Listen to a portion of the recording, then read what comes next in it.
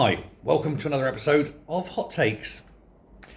Quite a serious one, so it's not something I'm going to do any humour in for obvious reasons. Just going to do this one quite flat, but we're talking about this guy, Rudakubana.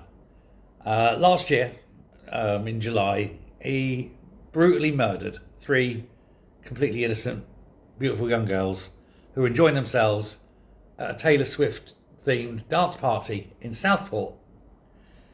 8 other children, a couple of adults, were also injured during this attack. The attack sparked riots and chaos. Starmer panicked and locked people up for daring to complain about immigrants killing children. He showed what an inhuman man he is. An android. Couldn't wait to get away. Was there 38 seconds, was it? Couldn't wait to get away and get back down to his party in London. What an absolute monster the man is. An inquiry has found that the signs of this monster, Rudakubana, and his sort of fall, shall we say, into depravity were not missed. They were seen. Authorities knew. The school knew. The school put warnings out. The warnings were ignored, or at best ignored, at worst actually bureaucratically hidden. The red tape. The red tape machine basically tried to hide this. They didn't want to combat it. They didn't want to face the problem. He had, of course, terrorist materials in his home. He had previously assaulted other children. He had previously assaulted his parents. He's been caught with knives on multiple occasions in the 5 years leading up to the attack. So from about the age of 12. The result of the authorities was complete and stubborn inaction. They took no action against him. There was no investigations. There was no social worker visits. Nothing. They knew he had a predilection for knives. They knew he was an extremist. They knew he hurt children. They knew he was a psychopath. He failed to go to school for years. Teachers attempted to check on him. Teachers reported. They were hindered by the bureaucracy. The teachers were told not to continue. One teacher actually said that the red tape involved in this was frightening. He said, short of breaking into his house, I did not know how I could see that child and look after him. He said, I'm concerned. This is in the reports he wrote. He said, I'm concerned as I think he may not be active, but he could be radicalised. And it would be a huge risk if this happened. The risk would be a very real harm to others. This was what a teacher wrote in a report to the local authority. The local authority, having been warned that this Rudakubana was a danger, an actual danger, radicalising, a threat to other children, the authorities decided that we'll just cover it up. We won't investigate because that's hard and we don't want really to get involved. The public inquiry into Rudakubana's background and failures, and failures of authorities, to investigate him or to prevent the murders. It's begun this week at Liverpool Town Hall. It's being led by a KC by the name of Nicholas Moss. Now, despite Rudakubana having, prior to this, been found in possession of terrorist material, despite all these things, nothing was done. Police claimed that the attack was not motivated by terrorist ideology.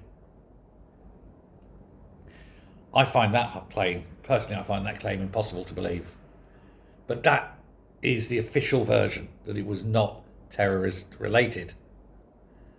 But even before leaving school, there were signs by all accounts. Rudakubana was making comments surrounding jihad.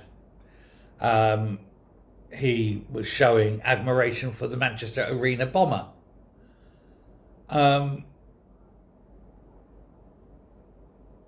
He was given punishments and detentions for violence against other students. We see what is happening. You can tell what is happening, and the authorities did nothing. Child Counselling Services, Childline, informed the school that he admitted carrying knives to school on at least 10 separate occasions. And he once brought a knife to school because he wanted to kill a bully. He was suspended. No further action. He was referred to the Prevent programme.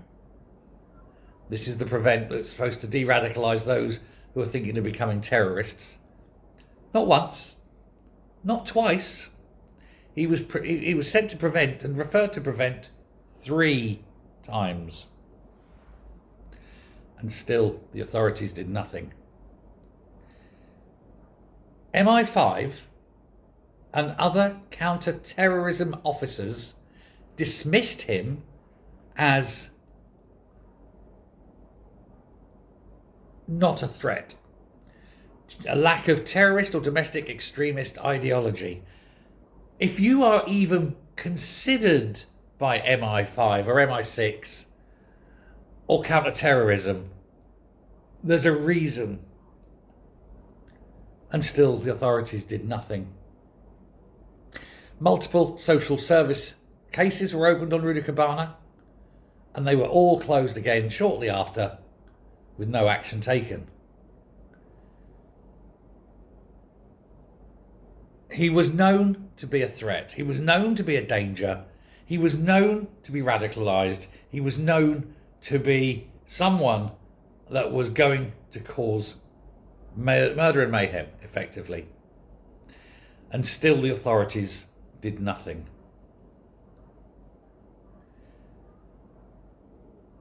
After leaving school, after being expelled, he returned to his school with a knife and a hockey stick to attack an alleged bully, another one. This time to finish him off, he brought the knife. He said he intended to use it. And when Alphonse, the father, was brought to the school to discuss the matter, the head teacher said that he appeared calm and failed to appreciate the gravity of the incident. So the father sort of didn't care, and still no action was taken. He used fake ID to buy machetes, and they knew this, and still no action was taken. We have 3 dead girls, and we have the authorities to blame for their death. Every single person involved, at every single stage with Rudakubana, they need to be corralled, they need to be brought into a court, and they need to be tried, and they need to be prosecuted, because they contributed to the murder of those girls. Failure to do their job. Failure to act. Scared. Scared to act in case, oh, it's going to be racist. He's black and, Islam. Oh no. The MI5 officers who interviewed and dismissed this, they need to lose their jobs, don't they? Intelligence officers? I think not. I've managed to get to the end of this and I haven't got angry. It's taken me several attempts to record this video, let me tell you. I'll leave it there. No further action. Thanks a lot.